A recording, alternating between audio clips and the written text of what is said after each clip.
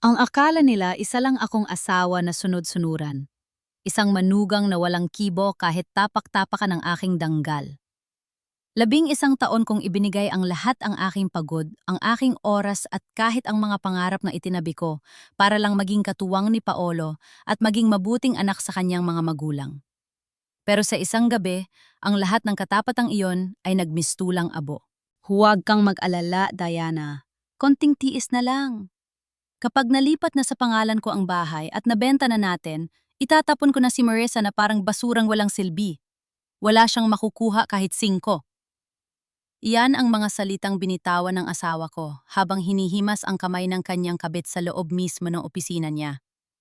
Doon ko nalaman na ang mga biyenan kong akala ko ay itinuturing akong anak ay kasabwat din sa planong nakawin ang tanging pamana sa akin ng aking mga magulang. Gusto nilang kunin ang bahay ko. Gusto nilang ubusin ang tira-tirang dignidad ko. Sige, ibibigay ko sa kanila ang gusto nila.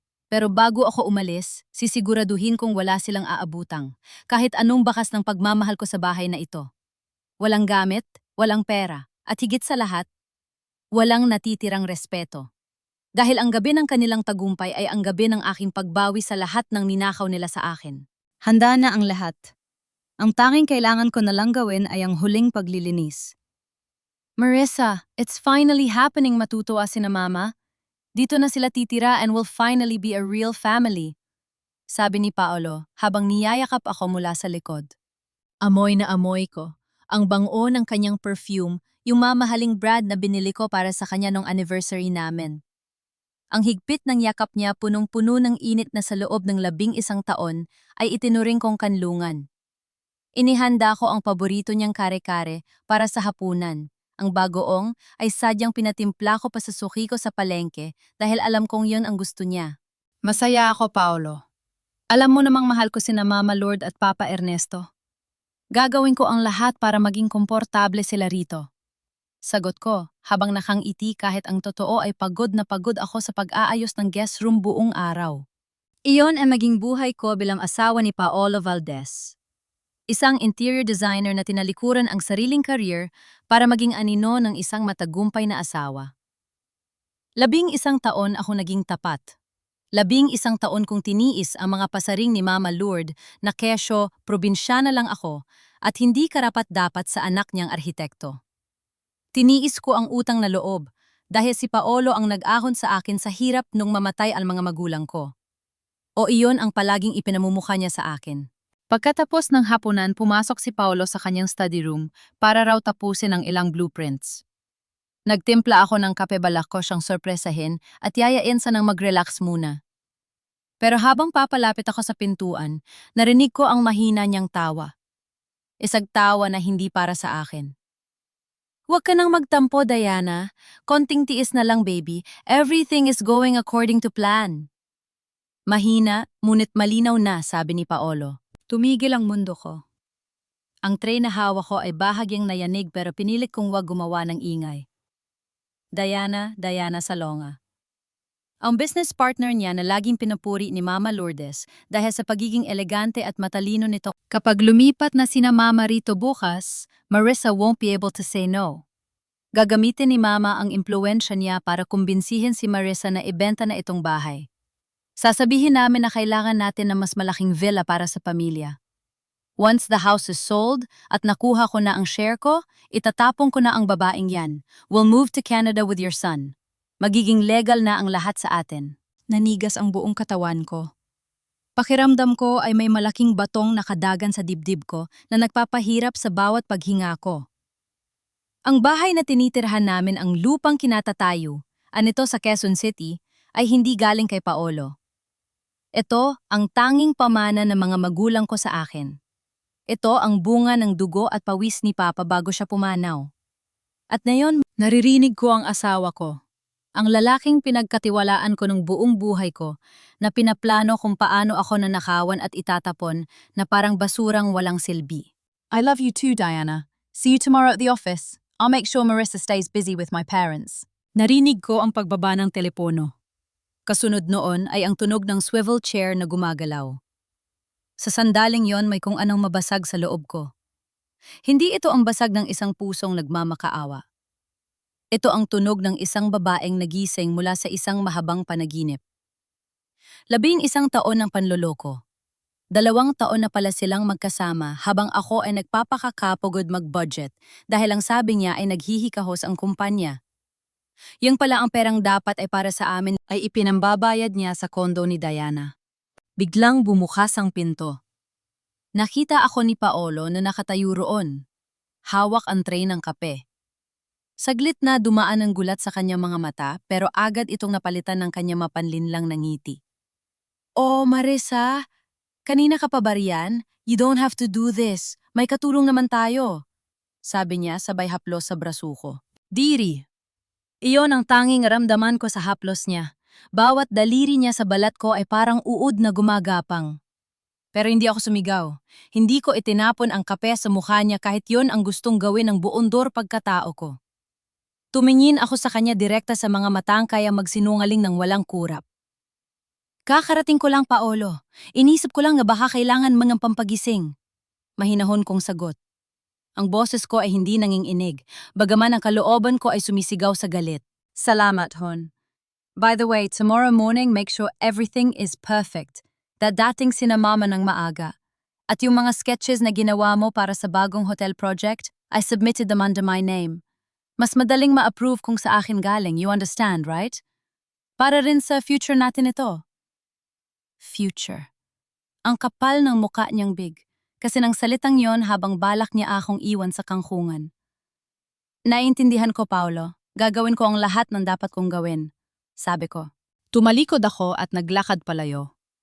Hindi ako pumunta sa kwarto namin. Dumiretso ako sa kusina at isa-isang binuksan ang mga cabinet. Tiningnan ko ang bawat gamit, bawat sulok ng bahay na ito na puno ng mga disenyo ko. Ang mga mamahaling chandelier na binili ko mula sa sarili kong ipon, ang mga custom-made furniture na ako mismo ang nag-draft ng blueprint pero siya ang kumuha ng kredito. Pumasok ako sa library at kinuha ang susi ng maliit na vault sa ilalim ng desk. Doon nakatago ang titulo ng lupa at bahay.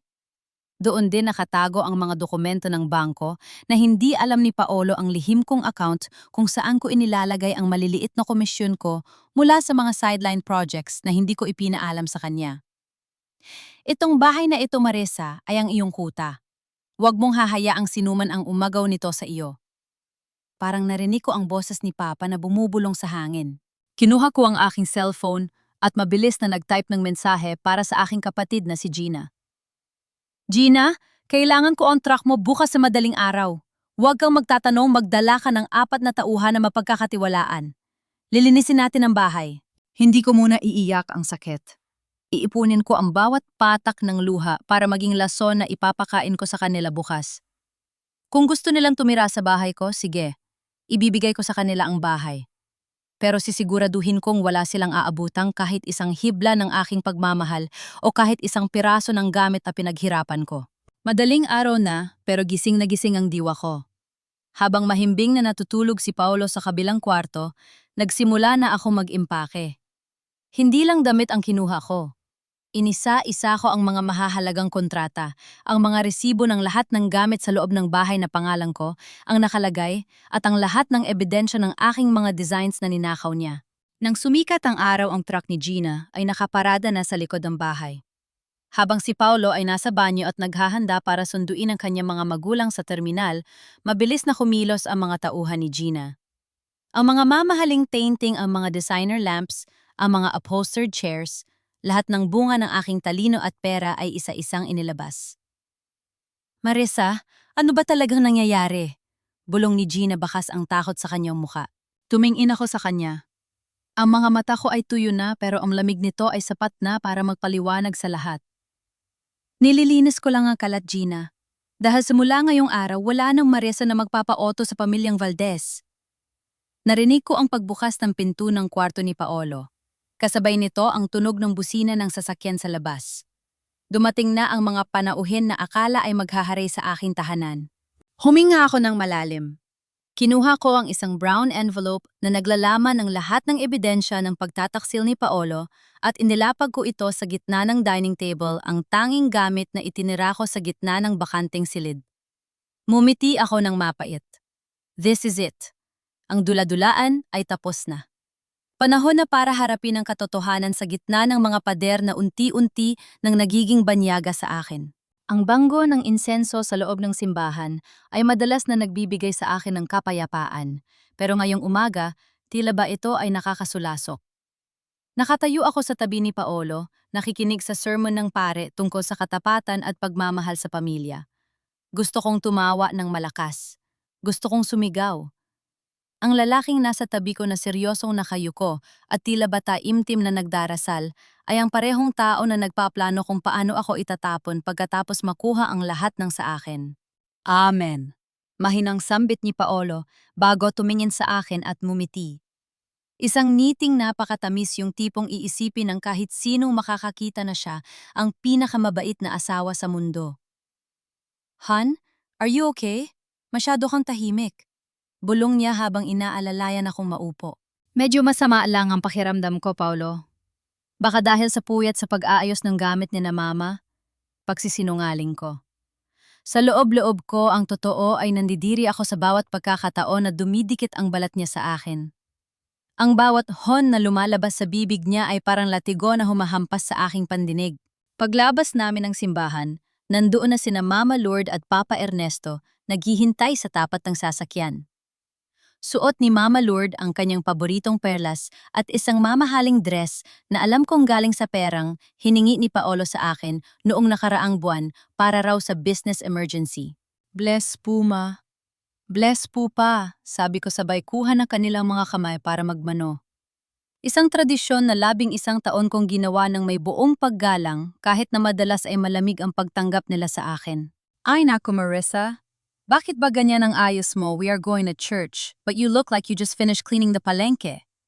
Punang agad ni Mama Lourdes habang tinitingnan ako mula ulo hanggang paa. Dapat ay nag-ayos ka man lang, lalo na't dadalhin namin kayo sa isang lunch meeting kasama ang ilang matatandang kaibigan namin. Nakakahiya naman sa kanila. Ramdam ko ang pag-init ng aking muka. Hindi dahil sayang nararamdaman ko para sa sarili ko, kundi dahil sayang nararamdaman ko para sa kanya. 11 taon ko silang pinagsilbihan. Nung na-stroke si Mama Lourdes 3 taon na ang nakalilipas ako, ang nagpunas ng katawan niya. Ako ang nagpalit ng diaper niya, habang si Paolo ay laging busy sa trabaho. At ngayon ang tanging nakikita niya ay ang hindi ko pag-aayos ng buhok. Pasensya na po, ma. Marami lang po kasing inasikaso sa bahay para maging maayos ang paglipat niyo bukas. Sagot ko ng may kontroladong boses. Hayaan mo na, ma.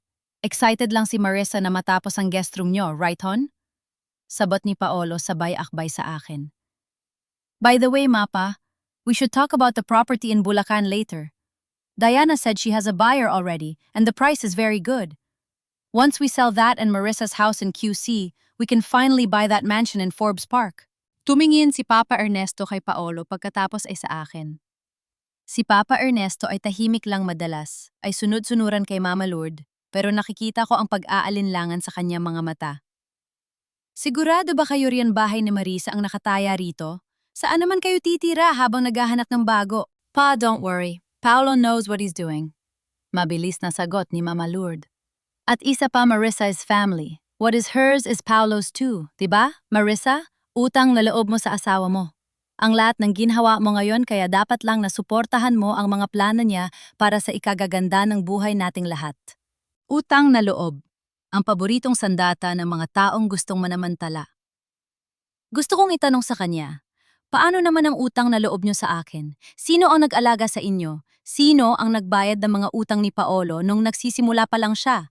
Sino ang nagdisenyo ng mga proyektong napayaman sa kumpanya niya? Pero nanatili akong tahimik. Mas pinili kong lunukin ang pait. Sumakay kami sa sasakyan. Si Paolo ang nagmamaneho habang ang mga biyenan ko ay nasa likod masaya nagpaplano kung anong kulay ng kurtina ang ilalagay nila sa bagong mansion na bibilhin gamit ang perang hindi naman sa kanila. Marissa, tumawag ba si Gina? Sabi ko sa kanya hiramin natin yung truck niya para sa ilang gamit ni na mama. Tanong ni Paolo habang nakatingin sa rear view mirror. Oh, tumawag siya. Maaga silang pumunta sa bahay kanina para kumuha ng ilang gamit na kailangan daw dalhin sa warehouse. Sagot ko. Totoo naman ang sinabi ko, pero hindi ko sinabing ang warehouse na yon ay ang bagong paupahan na kinuha ko para sa sarili ko. Habang tumatagal ang biyahe pabalik sa aming bahay sa Quezon City, lalong gumibigat ang dibdib ko. Hindi ito takot. Ito ay ang adrenaline ng isang taong alam na malapit na ang katapusan ng kanyang pagtitiis. Tumingin ako sa labas ng binta na pinagmamasdan ng mga jeepney at ang mga taong abala sa kanilang buhay. Walang sinuman sa kanila ang nakakaalam na sa loob ng sasakyang ito may isang pamilyang kumakatay sa danggal ng isang babae. Malapit na tayo, masayang sabi ni Paolo. Mapa, I'm sure you'll love the surprises Marissa made for your room. Pinagpuyatan niya talaga yon. Good, dapat lang naman, sagot ni Mama Lourdes habang nag-aayos ng kanyang lipstick. I expect nothing but the best, Marissa. Alam mo namang sanay ako sa magagandang bagay. Nang makarating kami sa tapat ng gate, napansin ni Paolo na nakabukas ito ng bahagya. Wait, bakit bukas ang gate? At nasaan yung sasakyan ni Gina? Akala ko ba nandito sila? Baka tapos na sila, Paolo. Baka naiwan lang nilang bukas. Mahinahon kong sabi habang ang puso ko ay nagsisimulang tumibay ang tibok. Ipinasok ni Paolo ang sasakyan sa garahe. Bumaba kami at agad na lumapit si Mama Lourdes sa pintuan. Exit na ako. Gusto ko nang makita yung bagong sofa na sinasabi mo, Paolo. Binuksan ni Paolo ang pintuan gamit ang kanyang susi. Welcome home, Ma. Welcome to your new... Naputol ang sinasabi niya. Ang tanging narinig ko na lang ay ang malalim na katahimikan na bumalot sa aming apat. Wala na algang malaking chandelier sa sala. Wala na ang mga Italian leather sofas na ipinagmamalaki ni Paolo sa kanyang mga kaibigan. Wala na ang mga paintings na sadyang pinili ko para magmukhang elegante ang paligid. Ang malawak na sala ay bakanteng-bakante. Ang tanging natitira ay ang alikabok sa sahig at ang mga marka sa dingding kung saan dating nakasabit ang mga alaala ng 11 taon naming pagsasama. Ano ito, Paolo? Anong nangyari sa bahay mo? Sigaw ni Mama Lourdes. Ang boses niya ay pumiyok sa gulat. Hinarap ko sila. Dahan-dahan kong inilabas ang brown envelope mula sa aking bag at inilapag ito sa sahig dahil wala na kaming lamesa na paglalapagan nito. Ang sabi niyo po, gusto niyo ng new start, diba? Sabi ko, ang boses ko ay kasing lamig ng yelo.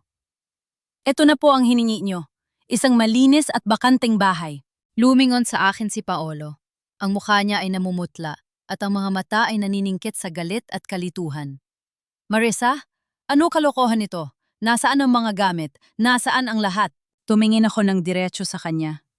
Walang bakas ng takot, walang bakas ng pagmamakaawa.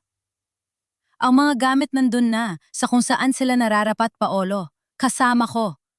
Dahil ang lahat ng nasa loob ng bahay na ito, mula sa kortina hanggang sa huling kutsara, ay ako ang bumili. At itong bahay ang pamanang ito ng mga magulang ko, hindi mo ito mahahawakan. Ang boses ni Paolo ay umalingaw-ngaw sa loob ng bakanteng sala, mas masakit sa tenga dahil wala ng mga kurtina at sofa na sasalo sa galit niya. Ang bawat salita niya ay parang latigo na humahampas sa mga hubad na pader. Marissa, ano ibig sabihin nito? Nasaan ang mga gamit? Nasaan ang lahat ng pinaghirapan ko? Sigaw niya habang namumula ang buong leeg. Tumingin ako sa kanya ng diretsyo. Walang luha, walang panginginid. Pinaghirapan mo, Paolo, alin doon ang mga gamit na ako, ang nag-layout, ako ang bumili at ako ang nagbayad gamit ang sarili kong pera. O itong bahay na pamana sa akin ni Papa na balak mong ibenta nang hindi ko alam. Biglang natigilan si Paolo. Saglit na dumaan ang gulat sa kanyang mga mata bago ito napalitan ng depensa. What are you talking about? Para sa atin ang gagawin ko. Para sa pamilya, Ma. Tingnan niyo ang asawa ko, nabaliw na. Anak ng... Marissa. Sabat ni Mama Lourdes, hawak-hawak ang kanyang dibdib habang nakasandal sa pintuan. Wala kang utang na loob. Pinatira ka rito ng anak ko. Binihisan, binigyan ng pangalan. Tapos ganito ang gagawin mo sa amin?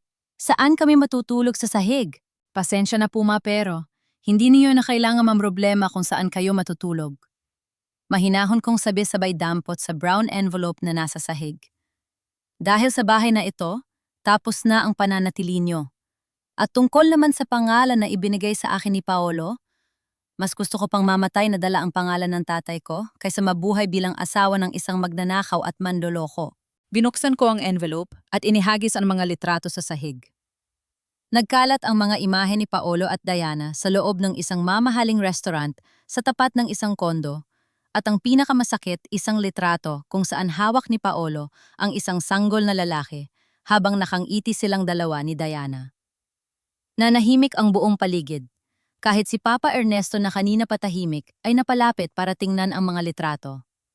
Ang kanyang mga kamay ay nagsimulang manginig. Paolo, sino ito? Mahinang tanong ni Papa Ernesto. Pa-Photoshop lang yan, gawa-gawa lang yan ni Marisa dahil selos na selos siya kay Diana. Depensa ni Paolo, pero halata ang kaba sa boses niya. Pawis na siya kahit wala namang init sa loob ng bahay. Photoshop. Napatawa ako ng mapait. Paolo, pati ba naman sa harap ng mga magulang mo magsisinungaling ka pa? Heto ang bank statements mo. Dito nakasulat ang bawat sentimo na kinuha mo sa joint account natin para ibayad sa kondo ni Diana sa Rockwell. At heto pa, kinuha ko ang isa pang papel, ang pinaka-importante. Ang copy ng niluluto mong deed of sale para sa bahay na ito. Akala mo ba hindi ko malalaman na pinag-aralan mo na kung paano pepeke ng pirma ko? You spied on me. Pulyaw ni Paolo akmang susugod sa akin pero hinarangan siya ni Papa Ernesto. Spy hindi na kailangan, Paolo. Ang bahay na ito ay may sariling mga mata at tenga. At ang mga kaibigan mo sa bangko, hindi lahat sila ay kaya mong bayaran para manahimik, sabi ko. Tumingin ako kay Mama Lourdes na ngayon ay hindi na makapagsalita. Ang perlas sa kanyang leeg ay parang biglang bumigat. At kayo, alam nyo, di ba? Alam nyo na may ibang babae ang anak nyo? Alam nyo na may anak na siya sa labas? Kaya nyo ako pinipilit na ibenta itong bahay. Dahil alam nyo kapag nakuha nyo na, ang pera itatapon nyo na ako para makuha nyo ang bagong manugang na elegante at mayaman. Marissa, mali ang iniisip mo. Nauutal na sabi ni Mama Lourdes, hindi na makatingin ng diretsyo. Hindi na mahalaga kung ano ang iniisip ko, Ma. Ang mahalaga ay ang katotohanan. Sabi ko habang kinukuha ang aking bag. Ang bahay na ito ay nakalock na sa legal na paraan. Walang benta na mangyayari. At ang kumpanya mo, Paolo Bukas, na bukas din makakatanggap kaya ng notice mula sa board. Lahat ng designs na kinuha mo sa akin ng walang pahintulot, babawiin ko. I will sue you for intellectual property theft. And I will make sure the industry knows that Paolo Valdez is nothing but a fraud who stole from his own wife. You wouldn't dare, sigaw ni Paolo, pero ang boses niya ay wala ng kapangyarihan. Panuurin mo ako, sagot ko. Tinalikuran ko sila at naglakad patungo sa pinto. Ramdam ko ang bigat ng bawat hakbang, pero kasabay nito ay ang kakaibang gaan sa aking dibdib. Sa gitna ng bakanting bahay na yon, iniwan ko ang 11 taon ng pagsasakripisyo. Marissa, bumalik ka rito, hindi mo kami pwedeng iwan ng ganito. Gutom kami, saan kami pupunta? Sigaw ni Mama Lourdes na nagsimula ng umiyak ng totoo. Huminto ako sa tapat ng pinto at lumingan sa huling pagkakataon. May pera pa naman sa wallet si Paolo, di ba? I'm sure kayang-kaya niyang pakainin kayo sa Jollibee. O kaya tawagan niyo si Diana. Baka sakaling patuluyin niya kayo. So kundong ako ang nagbayad. Isinara ko ang pinto ng malakas. Paglabas ko ng gate, nandoon ang sasakyan ni Gina. Pumasok ako sa loob at doon sa gitna ng katahimikan ng sasakyan, doon ko naramdaman ang unang patak ng luha. Pero hindi ito luha ng panghihinayang. Ito ay luha ng kalayaan. Let's go, Gina, sabi ko sa kapatid ko. Saan tayo, ate? Tanong ni Gina habang nakatingin sa salamin bakas ang pag-aalala. Kahit saan, basta malayo sa mga taong akala nila ay kaya nilang ubusin ang pagkatao ko, sagot ko. Habang umaandar ang sasakyan palayo sa bahay sa Quezon City, nakita ko sa side mirror si Paolo na lumabas ng pinto nakatayo sa gitna ng kalsada, mukhang talunan at maliliit. Ang huling paglilinis ay tapos na. Pero ang laban para sa aking bagong buhay, nagsisimula pa lang. Ang bawat yapak ni Paolo sa sahig ng bakanting bahay ay nagbibigay ng echo na tila ba ng unghutya sa kanya. Ang gabi na dapat ay simula ng kanyang tagumpay, ang gabing dapat ay puno ng tawanan kasama ang kanyang mga magulang, habang nagpaplano para sa kanilang mansion, ay naging isang bangungot na gising ang kanyang diwa. Paolo, gawin mo ang paraan. Hindi ako pwedeng matulog dito sa sahig. Ang likod ko ang rayuma ko. Ang walang tigil na reklamo ni Mama Lord habang nakaupo sa kanyang maleta sa gitna ng sala. Matumahimik muna kayo. Nag-iisip ako. Bulyaw ni Paolo. Ito ang unang pagkakataon na sinigawan niya ang kanyang ina. Ang pawis sa kanyang noo ay hindi dahil sa init, kundi dahil sa takot na unti-unting lumalamon sa kanya. Kinuha ni Paolo ang kanyang cellphone para tawagan si Diana. Kailangan niya ng matutuluyan, kailangan niya ng katuwang. Pero sa bawat ring ng telepono, tanging ang boses ng operator ang sumasagot sa kanya. Sagutin mo, Diana. Please, sagutin mo. Bulong niya sa sarili. Habang abala si Paolo sa kanyang telepon, si Papa Ernesto ay nakaupo sa isang sulok na kasandal sa pader. Hawak-hawak niya ang kanyang lumang passbook ng bangko.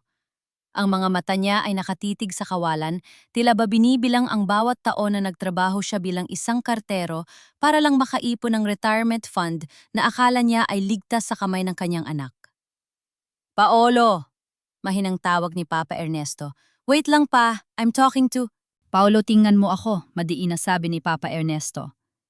Sa tono ng boses niya napilitang lumingon si Paolo.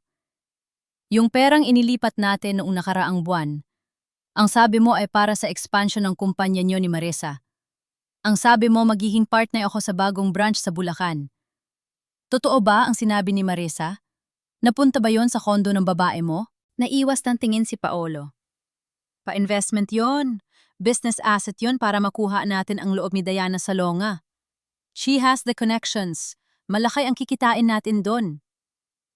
Asset investment, isang mapait na tawa ang kumawala sa tuyong lalamunan ni Papa Ernesto.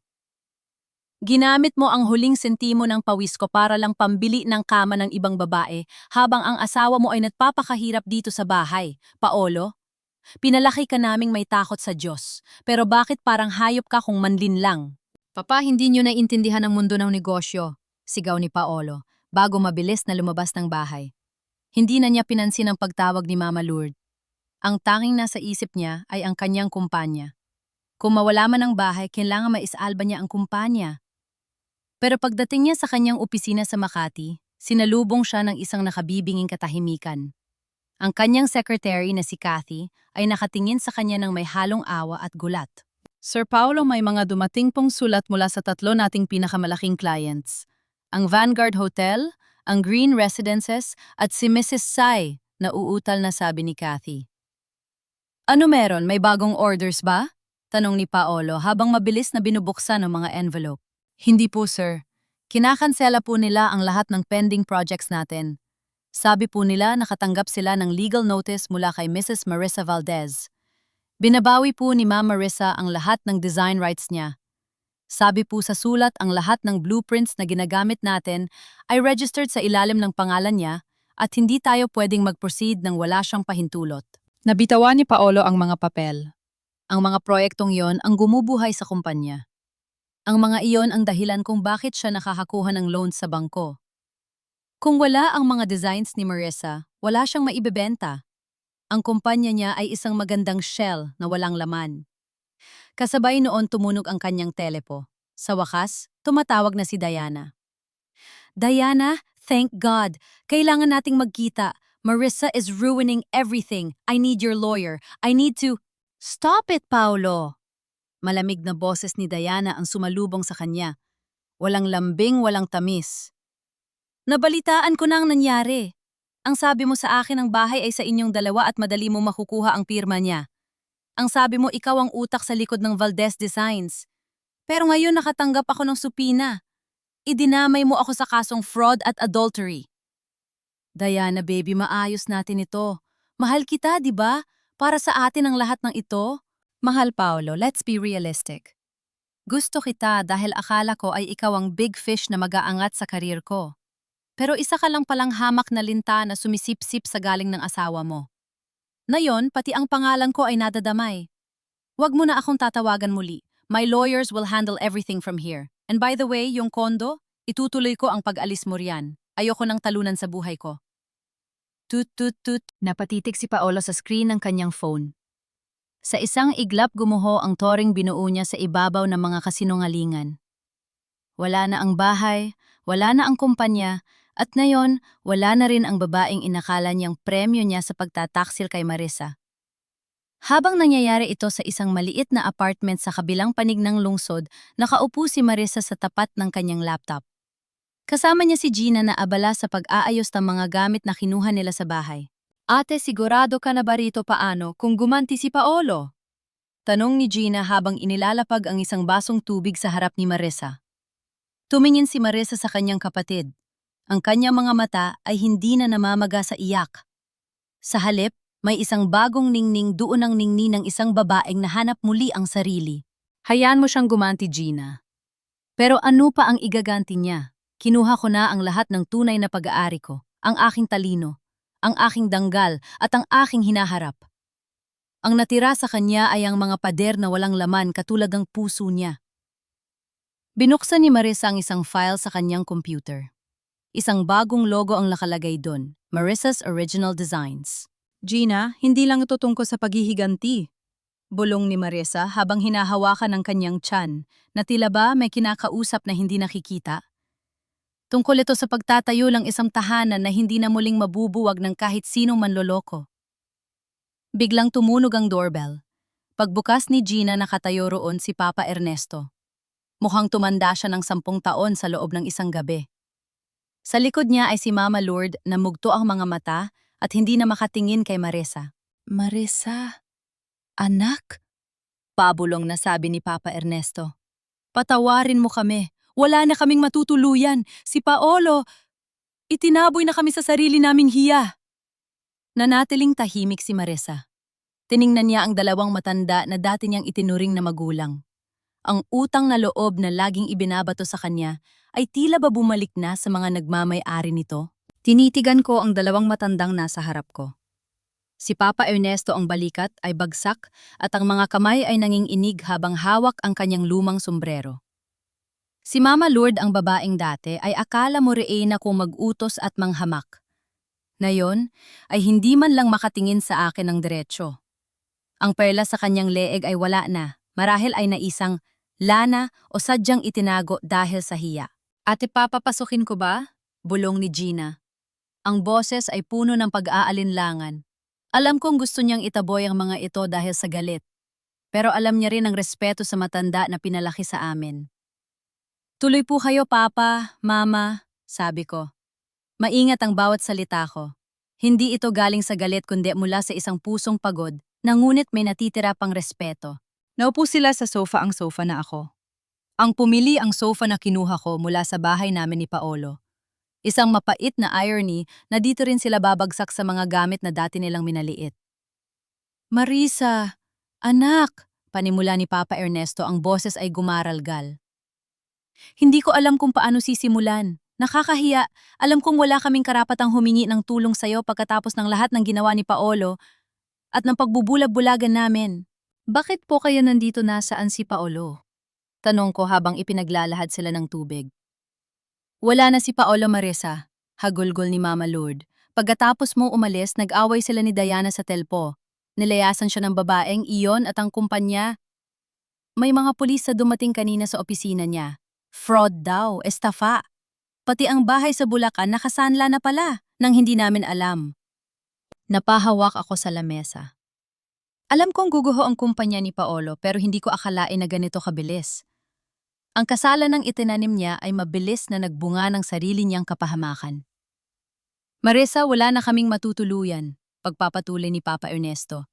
Yung pera ko sa bangko, pati yung pambayad sana sa kuryente at tubig ng bahay sa Bulacan, kinuha lahat ni Paolo. Itinira niya kaming walang-wala.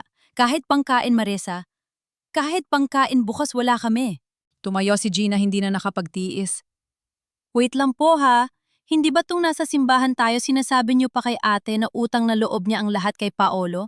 Na dapat lang siyang magsakripisyo? Na yung kinuha lang ni ate ang karapatan niya, bigla kayong kakatok dito? Gina, tama na. Saway ko kahit alam kong tama siya. Hinarap ko si Mama Lourdes. Nakita ko ang luha sa kanyang mga kulubot na pisii. Ito ang babaeng nagsabi sa akin na probinsyana lang ako.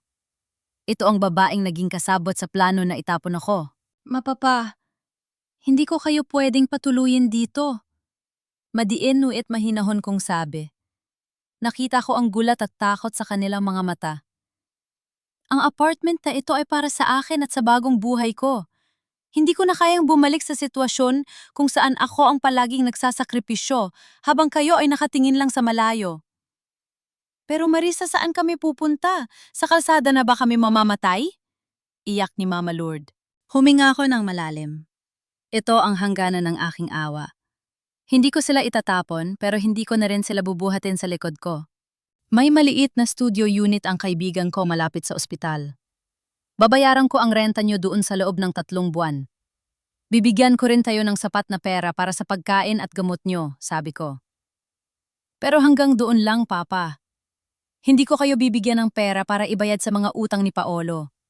At hindi nyo pwedeng papasukin si Paolo sa titirhan nyo gamit ang perang galing sa akin. Salamat, Marisa. Maraming salamat. Hikbi ni Papa Ernesto. At mangluluhod pero pinigilan ko. Huwag po, Papa. Ginagawa ko ito dahil tao ako at dahil itinuring ko kayong magulang. Pero tandaan nyo tapos na ang utang na loob ko sa pamilya nyo. Ang tulong na ito ay hindi pambili ng kapatawaran para kay Paolo. Ito ay para sa inyo dahil alam kong biktima rin kayo ng sarili niyong anak. Nang maihatid sila ni Gina, sa pansamantalang matutuluyan nila na iwan akong mag-isa sa tahimik na silid. Binuksan ko ang envelope na iniwan ni Papa Ernesto, isang lumang litra, tunaming 3, noong bagong kasal pa lang kami ni Paolo. Punit ang bahagi ni Paolo. Marahil ay si Papa Ernesto mismo ang gumawa niyon. Biglang tumunog ang aking cellphone. Isang hindi kilalang numero. Hello? Sabi ko. Marisa, please, tulungan mo ako. Ang boses ni Paolo. Boses na basag, boses na tila galing sa ilalim ng lupa. Nasa presento ako, Marisa. Pinipilit nila akong magbayad ng piyansa.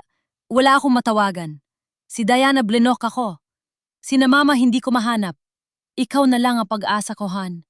Please, for the sake of our 11 years. Napahawak ako sa aking sintido. Ang kapal ng muka. Pagkatapos ng lahat, ako pa rin ang tatawagan niya para iligtas siya mula sa kulungan na siya mismo ang nagtayo. 11 years, Paolo? Sabi ko, ang boses ko ay walang bahid ng emosyon.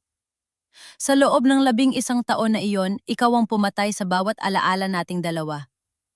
Ngayong nasa loob ka, gamitin mo ang oras na yan para isipin ang lahat ng disenyong ninakaw mo, ang perang kinuha mo sa magulang mo at ang pamilyang sinira mo. Marisa, please, I'm your husband. Sigaw niya may kasamang kalabog ng kung anong bakal sa kabilang linya. Correction, Paolo. You were my husband. Now, you're just a lesson I finally learned. Huwag mo na akong tatawagan muli. I've already changed my locks and I've already changed my life. Ibinaba ko ang telepo at mabilis na kinuha ang SIM card. Inalis ko ito at itinapon sa basurahan. Isang matalim na katahimikan ang bumalot sa paligid. Ngunit sa pagkakataong ito, hindi ito nakakatakot. Pero bago pa man ako makahinga, nang maluwag isang email ang pumasok sa aking laptop. Mula ito sa kumpanya ni Diana Salonga. Subject, Formal Apology and Proposal for Collaboration. Napakunot ang noo ko. Anong laro to, Binu? Sangkong email at doon ay may nakalakip na mga dokumento, mga ebidensya na si Paolo ay hindi lang tala ako ang niloko, kundi may mas malalim pa itong ginawang krimen na maaaring magdiin sa kanya habang buhay. Ngunit ang huling pangunmusap ang nagpatigil sa akin. Miss Valdez, I have information about the real owner of the land your house is built on. It's not just your father's inheritance. There's a secret your parents never told you and only I have the papers. Nabitawan ko ang mouse ng computer. Isang lihim sa likod ng aking pamana. Isang lihim na alam ng kabit ng asawa ko. Hindi ako nakatulog sa gabing iyon. Ang bawat tibok ng orasan sa dingding ay tila ba isang babala. Isang lihim, anong lihim ang maaaring itago ng mga magulang ko sa akin tungkol sa lupang kinalakihan ko? Ang lupang iyon ang tanging bagay na naguugnay sa akin sa kanila mula nang maulila ako noong 20 taong gulang pa lamang ako. Nagpasya akong makipagkita kay Diana Salonga. Hindi sa opisina, hindi sa lugar na komportable siya. Pinili ko ang isang tahimik na cafe sa isang mall sa Quezon City, malayo sa mga mata ng mga kakilala namin. Pagdating ko nandoon na siya. Suot ang kanyang itim na trench coat at malaking sunglasses, tila ba nagtatago rin sa kahihiyang dala ng eskandalong kinasangkutan nila ni Paulo. Pagkakita niya sa akin, dahan-dahan niyang ibinaba ang kanyang salamin. Kitang-kita ang pagod sa kanyang mga mata, pero nandoon pa rin ang kakaibang yabang na tila ba hawak niya ang alas sa larong ito. "Miss Valdez, I didn't think you'd come," sabi niya boses na malamig at puno ng kalkulasyon. "Hindi ako narito para makipagplastikan sa'yo, Diana," sabi ko habang naupo sa tapat niya. "Hindi ako umorder ng kape. Wala akong balak tumagal dito. Diretsuhin mo ako. Ano ang alam mo tungkol sa lupa ko?" Ngumiti siya ng mapait sabay labas ng isang folder mula sa kanyang bag. Inilapag niya ito sa lamesa at dahan-dahang itinulak patungo sa akin. "Akala mo ba nagkatagpo lang kayo ni Paolo sa isang aksidente nung college? Akala mo ba destiny ang dahilan kung bakit kanya tinulungan nung mamatay ang mga magulang mo?" Tanong niya. "What are you talking about? Basahin mo yan, Marissa. Yan ang original deed ng lupang kinatatayan ng bahay nyo. At yan din ang dokumento ng utang ng tatay mo kay Ernesto Valdez bago siya mamatay," sabi ni Diana. Binuksan ko ang folder. Ang mga kamay ko ay nagsimulang manginig nang makita ko ang pirma ni Papa. Pero may mali. Ang petsa ng dokumento ay 1 buwan bago ang aksidenteng pumatay sa aking mga magulang. Nakasulat doon na isinangla ni Papa ang malaking bahagi ng lupa kay Ernesto Valdez kapalit ng isang malaking halaga ng pera para sa isang investment na hindi naman nagmaterialize. Ang totoo, Marissa, ang pamilya Valdez ang may-ari ng halos kalahatay ng lupang kinatatayo ng bahay mo bago ka pa man ikasal kay Paolo. Pagpapatuloy ni Diana. Pero may problema, hindi legal ang pagkakasangla. Peperahin sana ni Ernesto ang tatay mo pero bago niyo maayos ang lahat, namatay ang mga magulang mo. Natakot si Ernesto na mabuko ang ginawa niyang panloloko sa pirma ng tatay mo. Kaya anong ginawa nila? Pinaplano nilang makuha ang buong lupa ng legal. Napatitig ako sa dokumento. "And how?" Sa pamamagitan ng pagpapakasal sa akin. "Bingo!" sabi ni Diana sabay sandal sa kanyang upuan. "Paolo didn't marry you because he loved you. He married you because you were the only legal heir. Sa 11 taon ng pagsasama niyo, unti-unti nilang nililinis ang papel. Ang utang na loob na palagi nilang isinusumbat sa iyo, yun ang piring na inilagay nila sa mga mata mo para hindi mo makita na dahan-dahan na nilang kinukuha ang mana mo sa ilalim ng ilong mo. Pakiramdamdam ko ay gusto kong sumuka. Ang 11 taon ng aking buhay ay hindi lang pala isang pagkakamali. Ito ay isang detalyadong operasyon ng panloloko. Ang bawat halik ni Paolo, ang bawat pag-aalaga ni Mama Lourdes noong mga panahong nagluluksa ako, lahat yon ay bahagi ng isang script. "Bakit mo ito sinasabi sa akin ngayon?" Tanong ko pilit na pinatatatag ang aking boses. "Dahil niloko rin ako ni Paolo, Marissa. Sabi niya sa akin, ang lupa ay sa kanya na. Sabi niya once na mabenta ang bahay, we will start a new life in Canada. Pero noong huling gabi, nalaman ko na pati ako ay ginagamit lang niya para makakuha ng investors para sa isang property na hindi naman sa kanya. I'm being sued for fraud because of him. If I'm going down, I'm taking the whole Valdez family with me." "Ano ang gusto mo?" "Collaboration," mabilis niyang sagot. "I have the original papers na magpapatunay na dinaya ni Ernesto ang tatay mo. I have the evidence of the forged signatures. Kung sasabayan mo ako sa kaso laban sa kanila, magagawa nating bawiin hindi lang ang dignidad mo, kundi ang bawat sentimong ninakaw nila sa lupa. Ingyon. In exchange, I want you to drop the adultery charges against me. I need to clear my name to stay in business." Tiningnan ko si Diana. Ang babaeng ito ang sumira sa pagsasama namin ni Paolo, pero ngayon siya ang nagbibigay sa akin ng pinakamatalim na sandata para ubusin ang pamilya Valdez. Isang transaksyon sa gitna ng 2 babaeng kapwa-biktima ng iisang lalaki. "Pag-iisipan ko," sabi ko sabay dampot sa folder. "Huwag kang magtagal sa pagdedesisyon, Marissa. Paolo's lawyer is already moving to bail him out. At si Ernesto, balita ko, ay sinusubukan niyang ibenta ang ilang bahagi ng lupa sa isang developer sa Bulacan gamit ang mga pekeng papeles. Kapag nangyari yon, wala ka nang mababawi. Umalis ako sa cafe na parang isang zombie. Naglalakad ako sa gitna ng maraming tao pero wala akong marinig, kundi ang tibok ng sarili kong puso. Ang galit na naramdaman ko noong nalaman ko may kabit si Paolo ay walang-wala sa galit na nararamdaman ko ngayon. Marunong ako magpatawad sa pagtataksil pero ang pagnakawa ng alaala ng aking mga magulang. Ang gawing negosyo ang 11 taon ng aking buhay. Yun ay isang kasalan ng hindi ko mapapalampas. Dumiretso ako sa bahay paupahan kung saan ko itinira sina Papa Ernesto at Mama Lourdes. Pagdating ko, nakita ko si Papa Ernesto na nakaupo sa labas, tila ba may hinihintay. Pagkakita niya sa akin, tumayo siya, ang mukha ay puno ng kaba. Marissa? Anak, bakit ka nandito? Hindi ako nagsalita. Inihagis ko ang folder sa harap niya, bumagsak ito sa semento at bumukas. Bumungad ang mga dokumentong may peking pirma ng aking ama. Papa, o dapat ko bang tawaging Mr. Valdez? Sabi ko, ang boses ko ay nanginginig sa pot. Ang sabi mo sa akin, itinuring niyo akong tunay na anak. Ang sabi mo, si Paolo ang nagligtas sa akin. Pero ang totoo, pinatay niyo na ang pangalan ng tatay ko bago pa man siya mailibing. Namutla si Papa Ernesto. Ang kanyang labi ay nanginig pero walang salitang lumabas. Sa loob ng bahay lumabas si Mama Lourdes, gulo-gulo ang buhok at halatang katatapos lang umiyak. Anong nangyayari rito? Tanong niya. Mama, o biktima rin ba kayo? Tanong ko sa kanya. Alam niyo ba na ang pinangangalandakan niyong yaman ay galing sa panloloko sa pamilya ko? Alam niyo ba na pinakasalan ako ni Paolo dahil lang sa utos niyo para makuha itong lupa? Marissa, makinig ka muna, nauutal na sabi ni Papa Ernesto. Wala na akong pakikinggan, 11 taon akong nakinig sa inyo, 11 taon akong naniwala sa mga kasinungalingan niyo, sigaw ko. At sa unang pagkakataon, hindi ko na napigilan ang pag-agos ng aking mga luha. Luha ng pot, luha ng panghihinayang, pinigyan ko kayo ng matutuluyan, pinigyan ko kayo ng pagkakataong magbalo. Pero ang kapal ng mukha niyo, habang tinutulungan ko kayo, ang asawa niyo ay may balak pa palang ibenta ang natitira kong mana. Hindi totoo yan, sigaw ni Mama Lourdes. Ernesto, sabihin mo sa kanya? Pero nanatiling tahimik si Papa Ernesto. Napayuko siya, ang kanyang mga balikat ay nyanig ng mahihinang hikbi.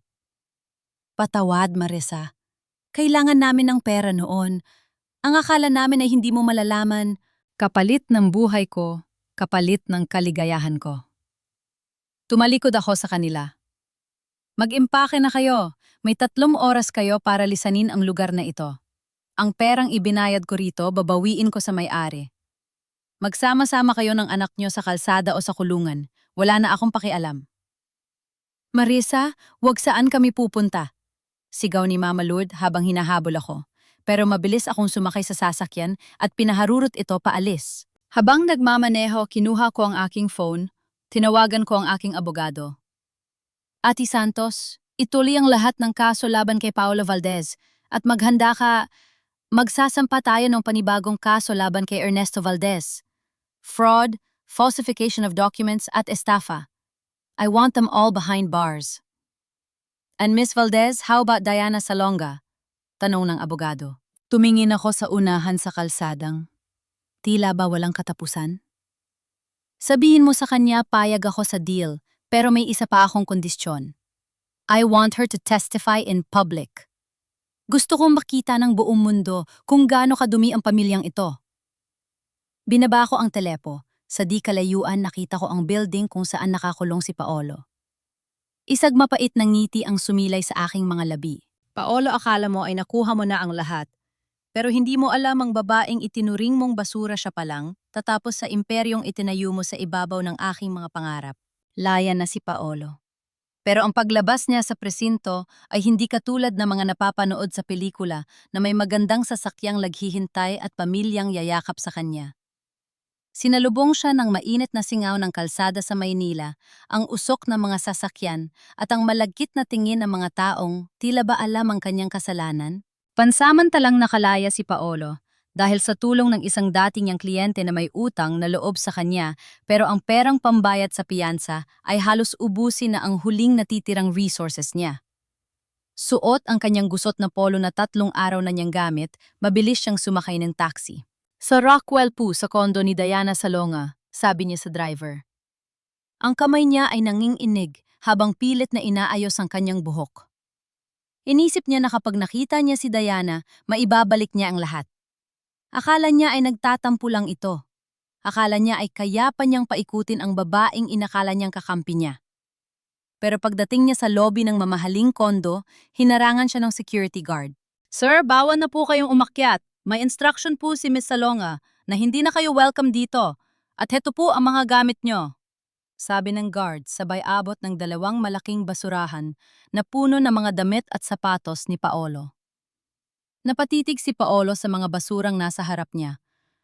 Ang mga designer suits na pinaghirapan kong bayaran, ang mga rilo na hiningi niya sa akin bilang regalo, lahat ay nakatambak lang dun, parang kalat na itatapon na. Nasaan si Diana? Tawagan mo siya, sigaw ni Paolo, pero itinulak lang siya ng guard palabas ng pintuan. Sir, wag na po kayong gumawa ng eksena. May restraining order na po si Miss Salonga laban sa inyo. Gumuho ang huling pag-asa ni Paolo. Pero ang taong tulad niya hindi marunong sumuko sa maling paraan. Sa halip na magsisi ang nasa isip niya ay kung sino ang susunod na biktima. Kinuha niya ang kanyang tablet na buti na lang ay nasa bag niya at binuksan ang lista ng kanyang mga kliyente. Doon niya nakita ang pangalan ni Mrs. Victoria Arrieta, isang mayamang biyuda na nagpapagawa ng isang malaking resort sa Batangas. Alam ni Paolo na si Victoria ay mahilig sa mga gwapong arkitekto at madaling makuha sa matatamis na salita. Hindi pa ako tapos, Marissa. Akala mo ay nakuha mo na ang lahat, panuurin mo ako? Bulong ni Paolo sa sarili habang naglalakad patungo sa isang malapit na hotel para mag-ayos ng sarili. Nang gabing iyon sa isang high-end restaurant sa Bonifacio Global City, nakaupo si Mrs. Victoria Arrieta, naghihintay ng kanyang dinner date. Dumating si Paolo, suot ang kanyang pinakamagandang suit na nailigtas niya mula sa basurahan at may dalang isang pirasong rosas. Victoria, pasensya na kung medyo nalita ko. Masyadong naging busy sa bagong hotel project, sabi ni Paolo, sabay halik sa kamay ng matandang babae. It's okay, Paolo. I heard some rumors about your company, but I didn't believe them. You're too talented to fail, sabi ni Victoria nang may malandining iti. Magsasalita pa sana si Paolo nang biglang maramdaman niya ang isang malamig na presensya sa likuran niya. Isang boses na kabisado ng kanyang pandinig ang bumasag sa kanyang diskarte. Talented, yes, Victoria. Paolo is very talented. In stealing other people's work and manipulating women for their money. Dahan-dahang lumingon si Paolo. Nanlaki ang kanyang mga mata nang makita ako. Nakatayo ako roon, suot ang isang eleganteng navy blue dress. Hindi na ako ang probinsya ng asawa na kilala niya. Sa tabi ko ay nakatayo si Diana Salonga. Dalawang babaeng dati ay pinag-away niya, ngayon ay magkasama at mukhang matatag. Marissa, Diana, anong ginagawa niyo rito? Utal na sabi ni Paolo, habang ang pawis ay nagsisimulang mamuuu sa kanyang no. Nandito kami para iligtas si Mrs. Arrieta mula sa isang malaking pagkakamali, sabi ni Diana, sabay lapag ng isang folder sa lamesa ni Victoria. Mrs. Arrieta, bago niyo pirmahan ang contract sa kumpanya ni Paolo, gusto naping makita niyo itong mga original designs. Ang lahat ng blueprints na ipinakita niya sa inyo ay sa akin at kay Marissa. Ang kumpanya niya, wala na yon. He's operating without a license and under investigation for fraud. Tumingin si Victoria sa mga dokumento pagkatapos ay kay Paolo. Ang ngiti sa kanyang labi ay napalitan ng pandidiri. Is this true, Paolo? Gagamitin mo ako para makabangon ka sa utang mo. Victoria, let me explain. Sinasiraan lang nila ako dahil galit sila sa akin. Sigaw ni Paolo. Pero bago pa siya makalapit kay Victoria, tumayo na ang matandang babae at isinampal sa kanya ang folder. How dare you? I thought you were a gentleman, Hugh. Ag mo na akong tatawagan muli, sabi ni Victoria sabay yung walkout. Naiwan kaming tatlo sa gitna ng restaurant. Maraming tao ang nakatingin, bumubulton at ang iba ay kumukuha pa ng video. Ang hiya na laging iniiwasan ni Paolo ay nareto na sumasampa sa kanyang muka sa harap ng maraming tao. Ang kapal na mukha mo, Marissa. Sinisira mo ang buhay ko! Sigaw ni Paolo Ak. Mangsusugod sa akin pero mabilis na humarang ang mga security ng restaurant. Tiningnan ko siya ng may halong awa. Hindi ko sinisira ang buhay mo, Paolo. Ikaw ang gumawa niyan sa sarili mo. Masyado kang naging kampante na ang bawat babaeng dadaan sa buhay mo ay kaya mo tapakan. Anong gusto mo? Nakuha mo na ang bahay? Nakuha mo na ang kumpanya? Pati sina mama at papa itinapon mo sa kalsada? Wala ka bang puso? Puso? Napatawa ako ng mahina. Nasaan ang puso mo nung pinaplano mong kunin ng manako habang natutulog ako sa tabi mo? Nasaan ang puso mo nung ninanakawan mo ang sarili mong ama ng pondo para sa retirement niya? Paolo, ang katarungan ay hindi tungkol sa paghihigan. Tungkol ito sa pagpapanagot sa mga taong akala nila ay mas matalino sila sa batas at sa Diyos. I will kill you for this, Marissa, I swear! Sigaw niya habang kinakaladkad siya ng mga security palabas. Tumingin sa akin si Diana.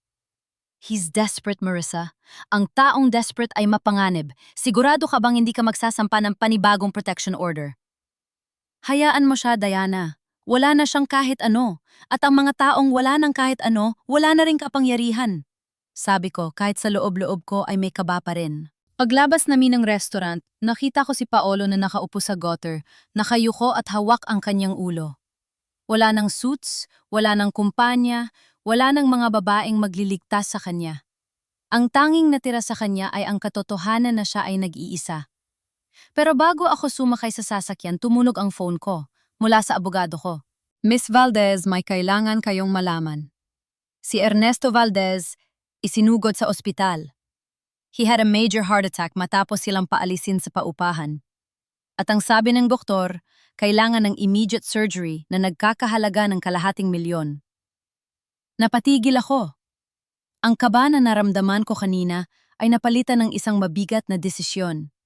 Sa huling sandali, ang utang na loob na pilit nilang ipinapakain sa akin ay muling kumatok sa pintuan ng aking konsensya. Anong gagawin mo, Marissa?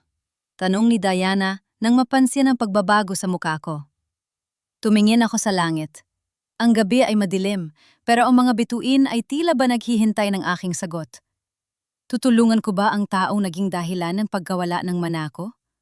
O hahayaan ko silang magbayad sa huling paraan na alam ng tadhana? Ang amoy ng ospital ay laging nagpapaalala sa akin ng kamatayan. Ang lamig ng aircon, ang puti na mga dingding, at ang tunog ng heart monitor, lahat ng ito ay nagbabalik sa akin sa panahong nawala ang aking mga magulang. Pero ngayon narito ako, hindi para sa kanila, kundi para sa taong naging arkitekto ng aking paghihirap. Pagdating ko sa emergency room, nakita ko si Mama Lourdes na nakaupo sa sahig, nakasandal sa pader. Ang kanyang mukha ay parang isang tuyong lupa na binasag ng maraming lamat. Wala na ang kanyang poise, wala na ang kanyang kayabangan. Nang makita niya ako, gumapang siya patungo sa akin at nuyakap sa aking mga binti. Marissa, salamat at dumating ka, parang awa mo na, anak. Iligtas mo ang papa mo, hagulgol niya. Ayaw siyang operahan hanggat walang deposit. Wala kaming pera, Marissa. Kahit 5 wala kaming mailabas. Tumingin ako sa kanya ng may halong pait. Matumayo kayo riyan. Nakakaawa kayong tingnan. Hindi ako tatayo hanggat hindi mo sinasabing tutulungan mo kami.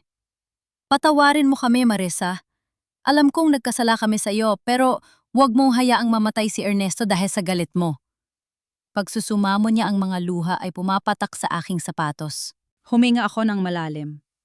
Tumingin ako sa pinto ng ER kung saan nakahiga ang isang matandang lalaki na balak akong pagnakawan ng aking kinabukasan.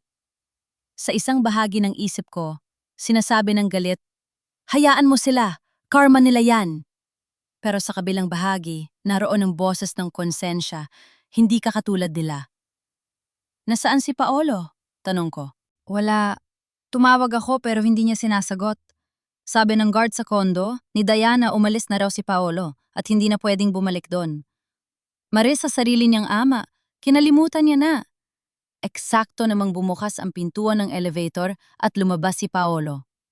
Takbo lakad ang ginawa niya, mukhang haggard at desperado. Pagkakita niya sa akin agad na nagbago ang ekspresyon ng mukha niya. Mula sa pag-aalala, naging puno ito ng pag-asa hindi para sa ama niya, kundi para sa pera ko. Marissa, thank God you're here, sigaw ni Paolo habang papalapit. Ma, don't worry, Marissa is here. Kung kailangan natin ng 500,000 para sa surgery ni Papa. Now na, I'll handle the papers. Just give me your credit card or transfer the money to my account. Napanggisi ako ng mapait. Kahit sa gitna ng buhay at kamatayan ng sarili niyang ama, ang nasa isip pa rin niya ay kung paano mahahawakan ang pera ko. Account mo, Paolo? Tanong ko. Bakit para? Pagkatapos kong ilipat ang pera, itakbo mo ito at iwanan mong nakanganga ang mga doktor. O baka naman pambayad mo lang yon sa mga utang mo. Ano ba, Marissa? Buhay ng tatay ko ang nakataya rito. Wala ka na bang puso? Sigaw niya akmang aagawin ng bag ko. Mabilis akong umatras at hinarang ako ni Gina na kadarating lang din. Subukan mong humawak, Paolo, at sisiguraduhin kong sa kulungan ng tuloy mo bago pa man matapos ang surgery ng tatay mo. Bulyaw ni Gina. Hinarap ko ang billing clerk na nakamasid sa amin. Miss, magbabayad ako, pero may kondisyon. I want a direct payment to the hospital. Walang dadaan na kahit isang sentimo sa lalaking ito. No problem, ma'am, sagot ng clerk. And one more thing, sabi ko habang nakatingin ng diretso kay Paolo. Ito na ang huling tulong na makukuha niyo sa akin. After this surgery, wala na akong kinalaman sa inyong tatlo. Consider this my payment for the 11 years of lies. Binibili ko na ang kalayaan ko mula sa inyong lahat. Binayaran ko ang deposit. Ang bigat sa aking dibdib ay bahagyang gumaan, pero alam kong hindi pa tapos ang lahat. Habang hinihintay ang resulta ng operasyon, lumabas muna ako sa parking lot para kumuha ng hangin. Madilim na sa labas. Ang lamig ng gabi ay nanunuot sa aking balat. Biglang may narinig akong mabilis na hakbang sa likuran ko. Bago pa ako makalingon, isang kamay ang tumakip sa bibig ko at may malamig na bakal ako naramdaman sa aking tagiliran. Huwag kang sisigaw, Marissa. Ang boses ni Paolo puno ng pot at desperasyon. Akala mo ba matatapos mo lang ito ng ganon kadali ibinigay mo ang 500,000 sa ospital? Pero ako, hinayaan mo ako mabulok sa kalsada? Ibigay mo sa akin ang lahat ng cards mo? Ibigay mo sa akin ang titulo ng lupa? Paolo, nababaliw ka na ba? Pilit kong sabi kahit hirap ako magsalita. Sarili mong ama ang nasa loob at heto kahin-hold up ang asawa mo. Wala na akong ama, wala na akong asawa, wala na akong kumpanya. Ikaw ang sumira sa lahat. Gising na gising ang kabaliwan sa mga mata niya. Pirmahan mo ang deed of sale na ito, may dala akong kopya at ballpen. Pirmahan mo o hinding-hindi ka na makakaalis sa parking lot na ito ng buhay. Inilabas niya ang isang lukot na papel mula sa kanyang bulsa. Iyon ang peking deed of sale na balak niyang gamitin. Sa ilalim ng madilim na ilaw ng parking lot, nakita ko ang demonyong itinago niya sa loob ng 11 taon. Hindi ko pipirmahan yan, Paolo. Sabi ko, ang boses ko ay matatag kahit nanging ginig ang buong katawan ko. Patayin mo nga ako kung gusto mo, pero kahit patay na ako, hindi mapapasayo ang lupang yon. Naka-entrust na yon sa isang foundation kung sakaling may mangyari sa akin. Wala kang makukuha. Anong sabi mo? Akmang itatarak niya ang hawak niyang screwdriver sa akin nang biglang magliwanag ang paligid. Isang puting sasakyan ang pumarada sa harap namin at mabilis na bumaba si Diana Salonga kasamang 2 pulis. Paolo, ibaba mo yan! Sigaw ng pulis.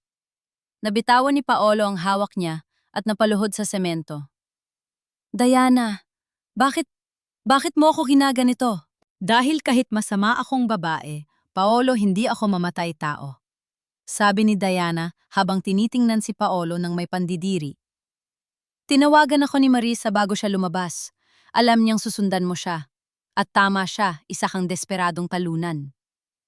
Pinusasan ng mga pulis si Paolo. Habang isinasakay siya sa patrol car, nakatingin lang siya sa akin isang tinging puno ng galit, pagsisisi at pagkatalo. Bumalik ako sa loob ng ospital. Pagdating ko sa waiting area, lumabas ang doktor. The surgery was a success, sabi ng doktor. Mr. Valdez is stable, but he needs a long time to recover. Napaupo si Mama Lord at humagulgol, pero hindi na siya lumapit sa akin. Marahil ay naramdaman niya na ang pader na itinayo ko sa pagitan namin ay hindi na kailanman matitibag. Tumingin ako kay Gina at kay Diana. 2 babaeng sa iba't ibang paraan ay naging bahagi ng aking pagbangon. Tapos na, Gina, bulong ko. Oo, ate. Tapos na ang huling paglilinis, sagot ni Gina habang inaalalayan ako maglakad palabas ng ospital. 1 taon matapos ang gabing yon, nakatayo ako sa harap ng aking Sarilma Sögneuthet. Ang pangalang nakasulat sa labas ay hindi na Valdez Designs, kundi Marissa's Sanctuary. Ang bawat piraso ng kasangkapan dito ay gawa sa pag-ibig at katapatan. Si Paolo kasalukuyan siyang nagsisilbi ng kanyang sentensya sa kulungan para sa attempted murder fraud at falsification of documents. Si Diana naman ay nag-migrate na sa ibang bansa para magsimulang muli. Sina Papa Ernesto at Mama Lourdes ay nakatira sa isang maliit na home for the aged na binabayaran ko ang buwanang gastusin isang pagpapakita ng awa. Pero hindi na muling magiging bahagi ng aking tahanan. Huminga ako ng malalim habang pinagmamasda ng sikat ng araw sa Quezon City. Ang lupang ito, ang pamanang ito ay hindi lang pala lupa. Ito ang aking danggal. At sa wakas malinis na ang bawat sulok nito. Sa wakas nakamit na ni Marissa ang kapayapaang matagal na ipinagkait sa kanya. Ang sikat ng araw na tumatama sa mga bagong disenyo niya sa kanyang sanctuary ay hindi lamang liwanag, kundi simbolo ng isang bagong simula kung saan ang bawat sulok ng kanyang buhay ay malinis na mula sa lason ng nakaraan. Mga mahal kong tagapakinig, maraming salamat sa pagsama sa akin sa bawat hakbang ng paglalakbay ni Marissa. Hindi naging madali ang marating ang dulo ng kwentong ito. Sa totoo lang, habang isinusulat ko ang bahagi kung saan hinold up ni Paolo ang sarili niyang asawa sa parking lot ng ospital pagkatapos siyang iligtas ni Marissa mula sa kahihiyan at bayaran ng operasyon ng kanyang ama, nanikip ang dibdib ko sa galit at awa. Napaisip ako, hanggang saan nga ba dapat ang hangganan ng pagpapakatao natin sa mga taong walang ibang ginawa, kundi gamitin tayo. Ang kwentong ito ay hango sa mga karanasan ng maraming kababaihan sa ating lipunan, mga babaeng itinuring na probinsyana lang, mga asawang ninakawan ng pangarap, at mga manugang na inubos ng maling konsepto ng utang na loob. Lagi nating tatandaan ang isang tahanan ay hindi nabubuo sa ganda ng muebles o sa laki ng lupang kinatatayan nito. Ang tunay na tahanan ay ang kapayapaan sa loob ng ating puso at ang danggal na hindi kailanman mabibili ng kahit na sinong mapagsamantala. Kayo mga ka-audiobook, kung kayo ang nasa kalagayan ni Marissa, itutuloy niyo pa rin ba ang pagtulong sa mga biyen na naging kasabwat sa inyong paghihirap? O hahayaan niyo na silang harapin ang sarili nilang karma ng mag-isa? Napakahirap timbangin ng awa at katarungan, di ba? Sana ay nakapagbigay ang kwentong ito ng lakas ng loob sa sinuman sa inyong dumaranas ng katulad na pagsubok. Gusto ko ring malaman sa ang bahagi ba kayo ng Pilipinas o ng mundo nakikinig sa amin ngayon. Ano ang ginagawa niyo habang pinakikinggan ang kwento ni Marissa? I-comment niyo ang inyong mga salubin dahil dito sa ating channel, ang bawat boses niyo ay mahalaga at laging may handang makinig. Huwag niyo ring kalimutang i-like at i-share ang kwentong ito para mas marami pa tayong maabot na pusong kailangan ng paghilom. Hanggang sa muli nating pagkikita sa susunod na kwento ng buhay at pag-asa. Manatiling matatag at mabuhay kayo ng may danggal. Turing ng kwento ang huling paglilinis. Ang kwentong ito ay isinulat sa kwento ng ating tagapakinig na si MV Tatlong, 77 taong gulang mula sa lungsod ng Quezon, na nagpadala ng kanyang karanasan upang magsilbing inspirasyon at babala na ang katotohanan ay laging mananaig. Lahat ng mga tauhan at sitwasyon sa kwentong ito ay muling isinulat sa anyong piksyon at hindi naglalayong manira o umatake sa sinuman. Ang kwento ay nilika para sa layuning libangan at paghahatid ng positibong mensahe.